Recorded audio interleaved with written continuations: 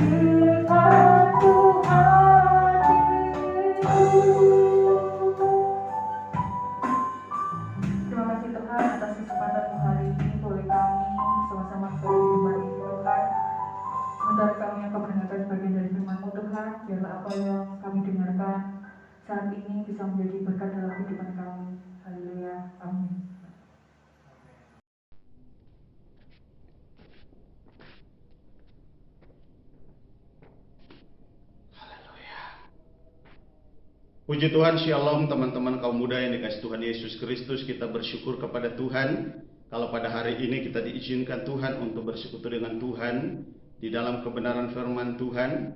Kita bersyukur Tuhan masih mengizinkan kita beribadah, walaupun kita harus kembali beribadah secara online. Tapi saya percaya bahwa pemeliharaan dan tuntunan Tuhan akan selalu menyertai kehidupan kita. Dan saya percaya bahwa lewat ibadah kita pada hari ini, kita semua diberkati oleh Tuhan. Amin. Mari sebelum kita membaca dan merenungkan kebenaran firman Tuhan, saya mengajak kita semua menyatukan hati kita masuk di dalam doa. Mari kita berdoa.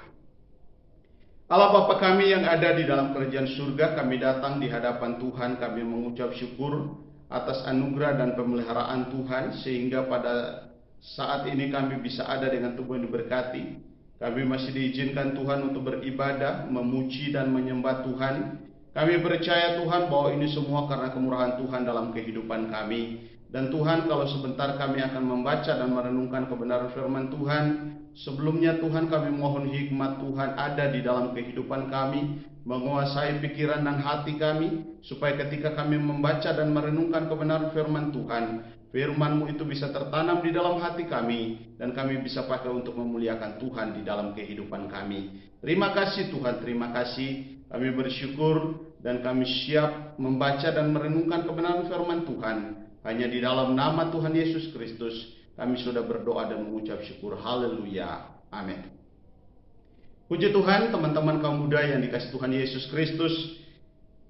Kita bersyukur kepada Tuhan pada saat ini, walaupun kita masih ada di dalam keadaan yang kurang baik karena situasi yang ada di luar saat ini, sehingga kita harus kembali beribadah secara online. Tapi saya percaya bahwa berkat Tuhan pasti menyertai kita. Kita akan diberkati oleh Tuhan lewat ibadah kita pada hari ini. Kebenaran firman Tuhan yang akan menjadi perenungan kita pada saat ini saya ambil dari Injil Lukas pasalnya yang ke-19, ayatnya yang pertama sampai dengan ayat yang ke-10. Kita akan membuka Alkitab kita di dalam Injil Lukas pasalnya yang ke-19, ayat yang pertama sampai dengan ayat yang ke-10.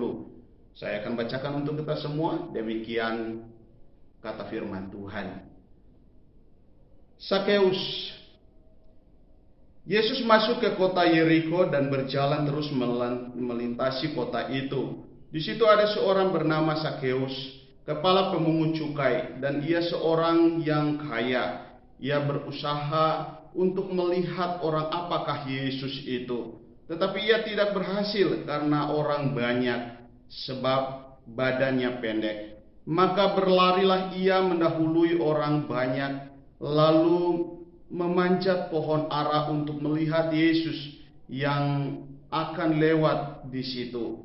Ketika Yesus sampai ke tempat itu, ia melihat ke atas dan berkata, "Sakeus, segeralah turun, sebab hari ini aku harus menumpang di rumahmu."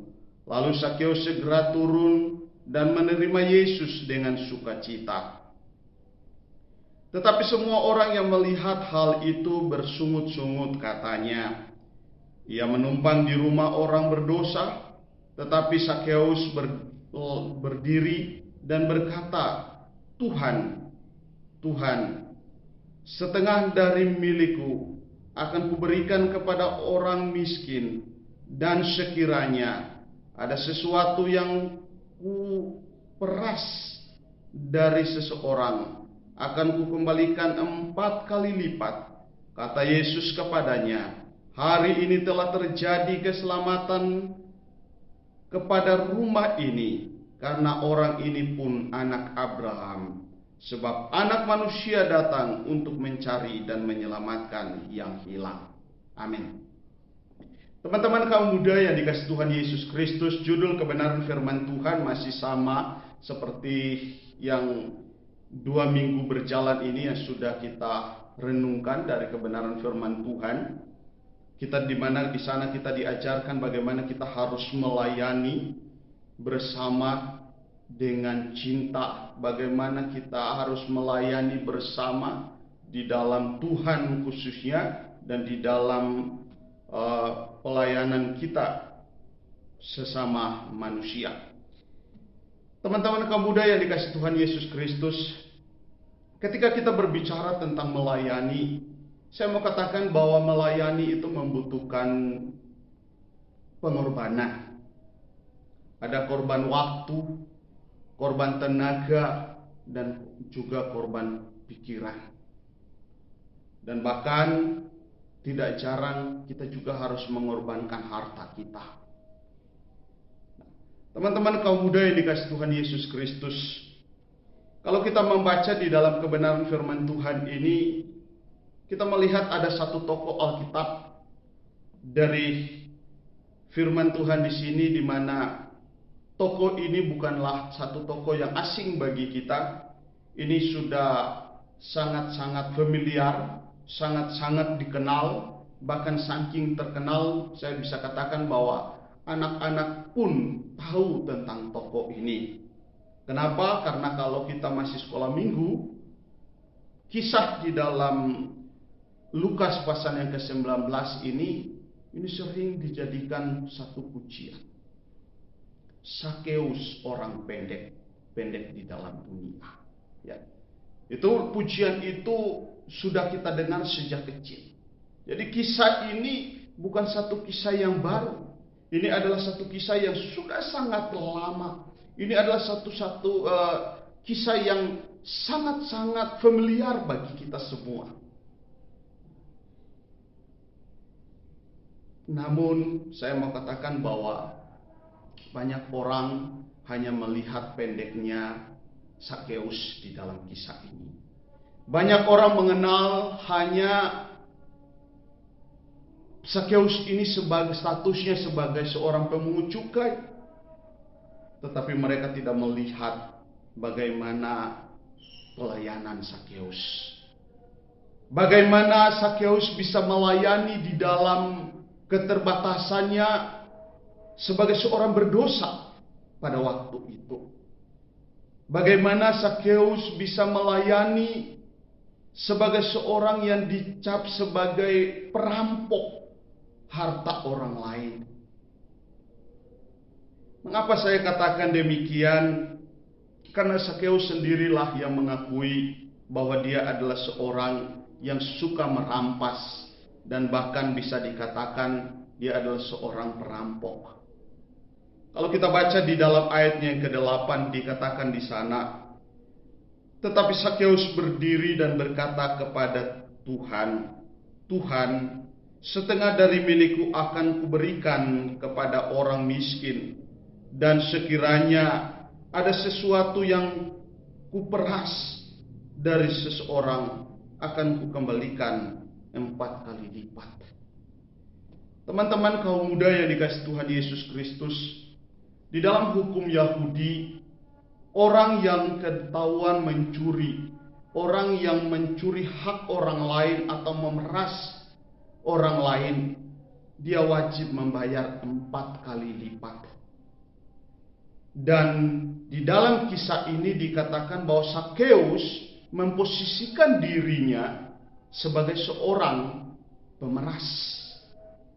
Sakeus memposisikan dirinya sebagai seorang yang suka merampok hak orang lain. Teman-teman kaum muda yang dikasihi Tuhan Yesus Kristus, Sakeus dia adalah seorang yang sangat dikenal. Dia dikenal sebagai seorang kepala pemungut cukai yang kaya. Dan kalau saya bisa katakan mungkin bahasa sekarang ini, dia adalah salah satu tokoh yang sangat kaya waktu itu, dan mungkin bisa dikatakan sultan pada waktu itu karena kekayaan, karena harta yang dia punya. Tetapi kekayaan dan harta yang dia punya pada waktu itu adalah kekayaan dan harta hasil pemerasan bagi orang lain.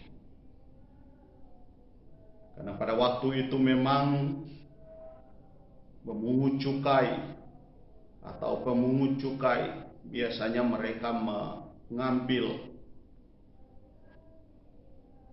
tidak sesuai dengan yang ditentukan oleh hukum. Kadang-kadang mereka mengambil lebih. Itu sebabnya Sakeus ketika dia bertemu dengan Yesus, dia katakan, sekiranya ada yang aku peras, sekiranya ada sesuatu yang menjadi milik orang lain yang aku rampas, yang aku rampok, aku akan kembalikan 4 kali lipat. Teman-teman kaum muda yang dikasihi Tuhan Yesus Kristus, kadang-kadang di dalam kehidupan kita berada di dalam posisi seperti Sakeus. Tadi saya sudah katakan bahwa untuk melayani Tuhan, kita membutuhkan waktu. Kita membutuhkan korban waktu. Kita butuh korban tenaga. Kita butuh korban pikiran. Kita butuh korban harta kita.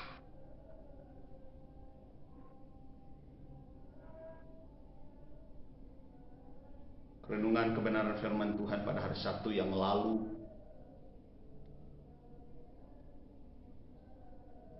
Saudara Yohanes sempat bertanya, ketika kita ada di dalam keadaan sendiri, di dalam kesendirian kita menggunakan waktu itu untuk apa?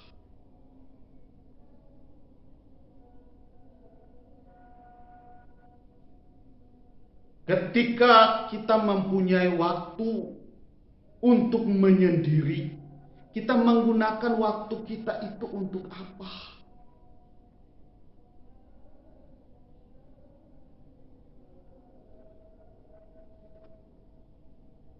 Sakeus, sebelum dia mengenal siapa Yesus, sebelum dia bertemu dengan Yesus, dikatakan di dalam firman Tuhan di sini, dia adalah seorang perampok. Dia adalah seorang perampas hak orang lain.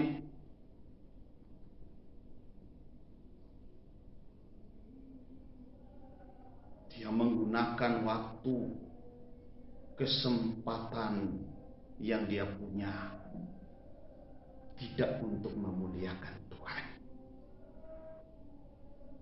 Dia menggunakan kesempatan waktu yang dia punya bukan untuk menyenangkan orang lain. Dia menyusahkan orang lain. Dia mendukakan hati Tuhan. Dia tidak melayani dengan benar. Tetapi apa yang dikatakan oleh firman Tuhan di dalam bagian firman Tuhan di sini? Firman Tuhan katakan bahwa ketika Sakeus mendengar bahwa Yesus akan lewat, di dalam hatinya timbul satu perasaan ingin bertemu dengan Yesus. Di dalam hatinya timbul satu perasaan ingin berjumpa dengan Yesus. Dan firman Tuhan katakan bahwa ketika dia mendengar bahwa Yesus akan lewat dari tempat di mana dia ada pada saat itu,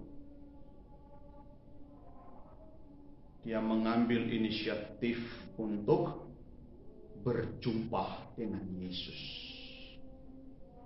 Waktu yang tadinya biasanya kesempatan bagi dia untuk memeras orang lain, untuk berbuat dosa, untuk mengambil keuntungan bagi dirinya sendiri, ini dikatakan dia gunakan untuk mencari Yesus, untuk bertemu dengan Yesus, untuk mengetahui siapa Yesus itu yang sebenarnya.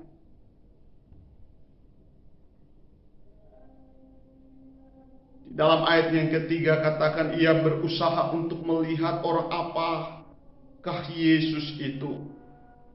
Tetapi ia tidak berhasil karena orang banyak, sebab badannya pendek. Maka berlarilah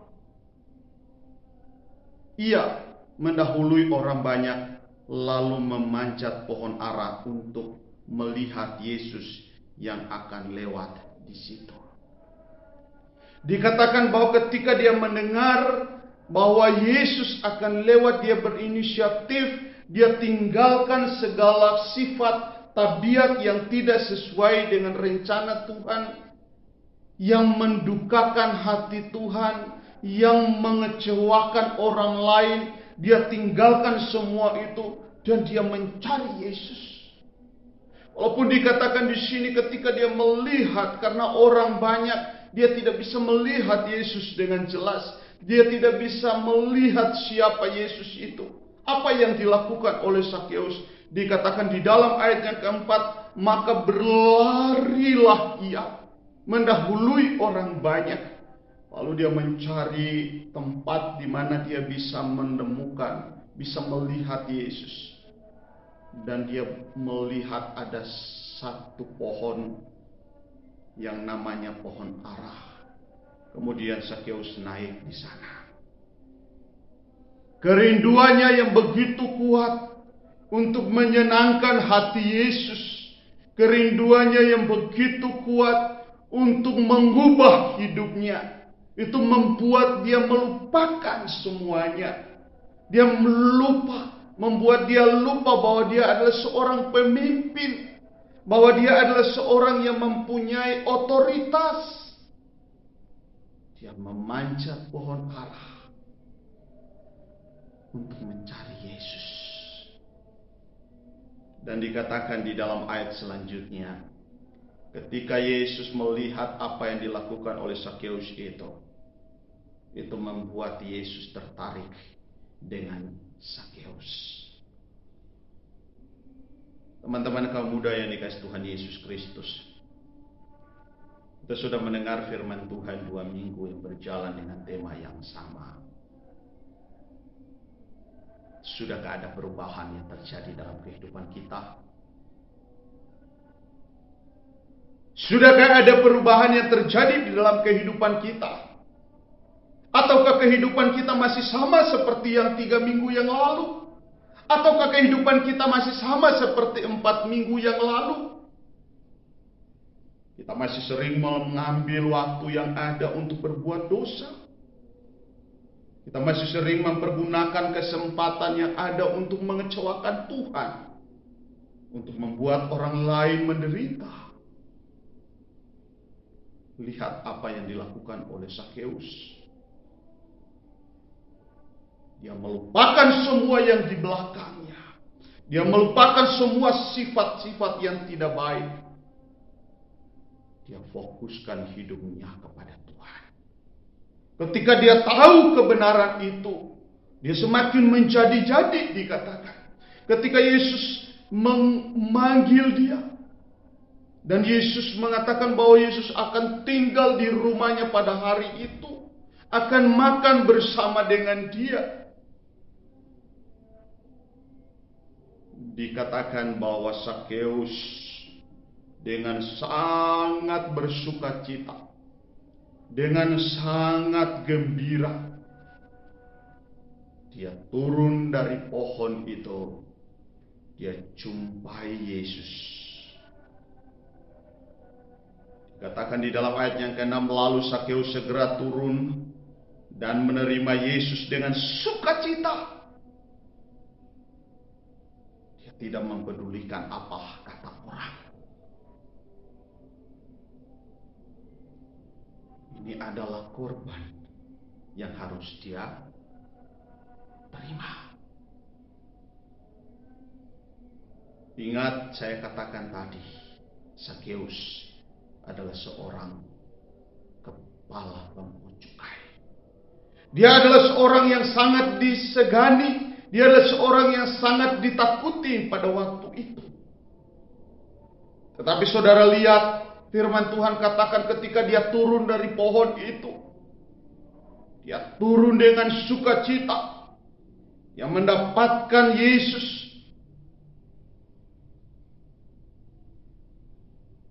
Dia tidak mempedulikan apa yang terjadi di sekitarnya. Fokus hidupnya hanya kepada Yesus.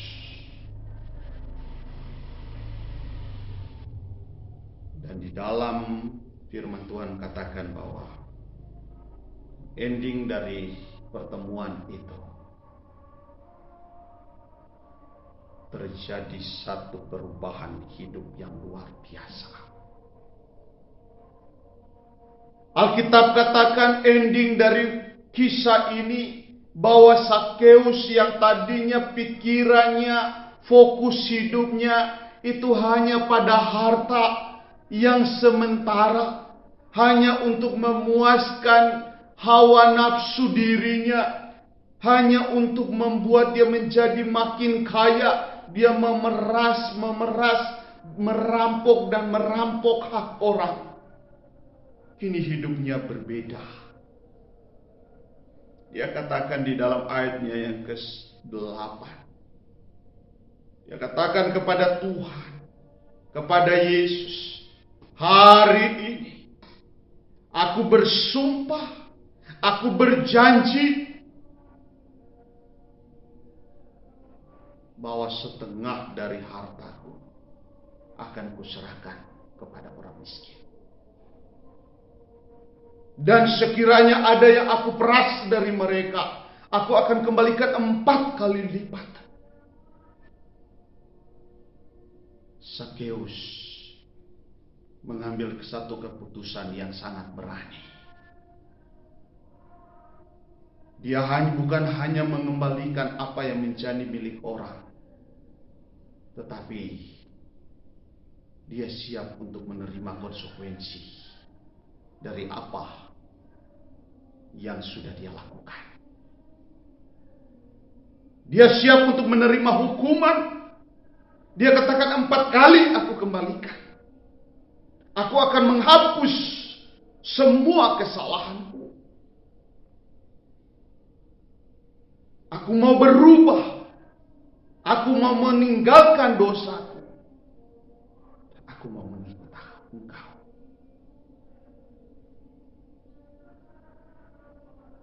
Aku mau melayanimu. Aku mau menyukakan hatimu. Dan firman Tuhan katakan ketika Yesus melihat hal itu, apa yang dikatakan Yesus? Kata Yesus kepadanya, hari ini, saat ini, telah terjadi keselamatan kepada rumah ini. Karena orang ini pun anak Abraham. Tuhan Yesus katakan, dan hari itu juga Sakeus yang berdosa menerima kasih karunia Allah. Hari itu juga Sakeus yang tadinya hidup untuk menyukakan hatinya sendiri, hidup seenaknya sendiri, hidup tidak mementingkan orang lain, hidup hanya fokus kepada diri, itu diubah oleh Tuhan.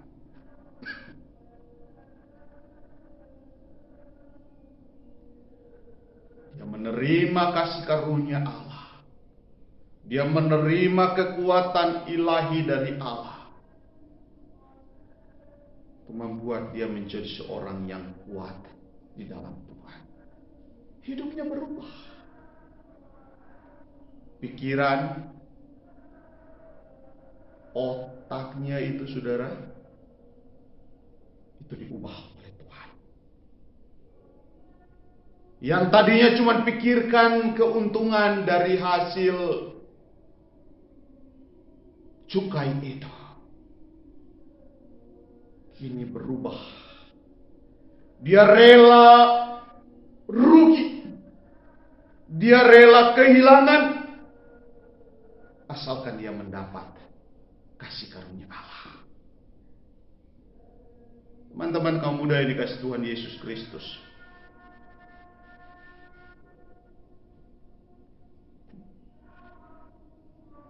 kita tidak bisa melayani Tuhan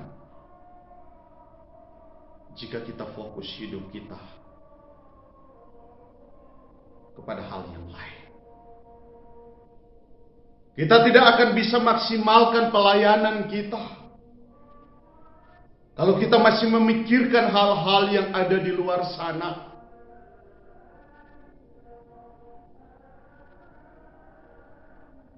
Kita tidak akan menjadi seorang pelayan Tuhan yang menyenangkan hati Tuhan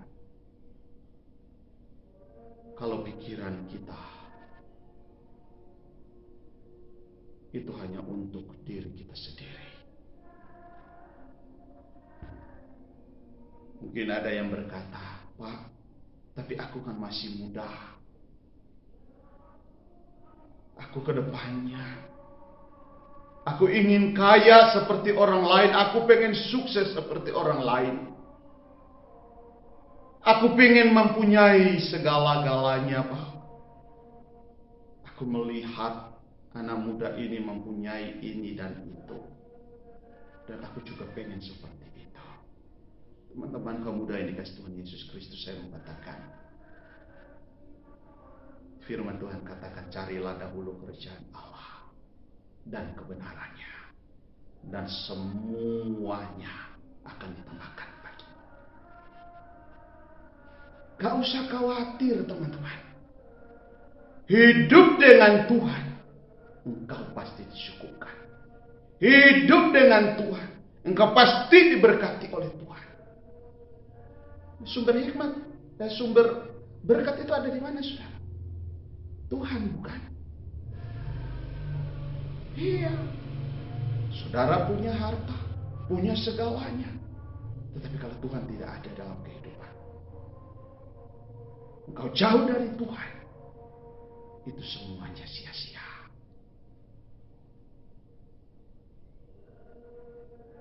Kalau kita tidak mempunyai kasih, itu tidak ada gunanya. Ya. Renungan firman Tuhan 2 Sabtu yang lalu. Kita memiliki segalanya, tetapi kita tidak mempunyai kasih. Hidup kita tidak diubah oleh Tuhan. Hidup kita masih sama seperti yang dulu. Itu tidak ada gunanya. Tetapi kalau hidup kita diubah Tuhan, fokus hidup kita hanya kepada Kristus, saya percaya saudara bukan hanya akan hidup berkelimpah, saudara bukan hanya diberkati oleh Tuhan, tetapi saudara akan hidup dan terus diberkati dari generasi ini ke generasi berikutnya. Amin. Biarlah kebenaran firman Tuhan ini menjadi pegangan untuk kita semua. Mari kita satukan hati kita masuk di dalam doa. Kami bersyukur Tuhan kalau pada saat ini kembali kami diingatkan oleh kebenaran firman Tuhan, supaya kami bisa belajar melayani dan pikiran kami fokus hanya kepada Tuhan. Kami tahu Tuhan, kami membutuhkan banyak hal. Keinginan kami sebagai anak muda, kami pengen memiliki segalanya. Tapi sebenarnya Tuhan, kami sadar bahwa segala sesuatu itu ada di dalam tangan Tuhan. Tuhan yang mengatur, Tuhan yang memberi, dan Tuhan yang mengambil. Dan Tuhan, kami bersyukur kalau kami bisa belajar dari Sakeus. Ketika dia bertemu dengan Tuhan, dia mau menyerahkan semuanya kepada Tuhan. Dia rela membayar semua kesalahan-kesalahan yang sudah dia lakukan. Dan Tuhan, pada saat ini kami berdoa, kami mohon Tuhan, ubah kehidupan kami. Kami mau berhenti melupakan pikiran-pikiran yang hanya fokus kepada diri kami sendiri. Terima kasih Tuhan, terima kasih atas anugerah Tuhan, atas pemeliharaan Tuhan, atas pimpinan dan tuntunan Tuhan dalam kehidupan kami. Terima kasih Tuhan, kami bersyukur hanya di dalam nama Tuhan Yesus Kristus kami sudah berdoa dan mengucap syukur. Haleluya. Kami percaya bahwa berkat Allah ada di dalam kehidupan kami semua.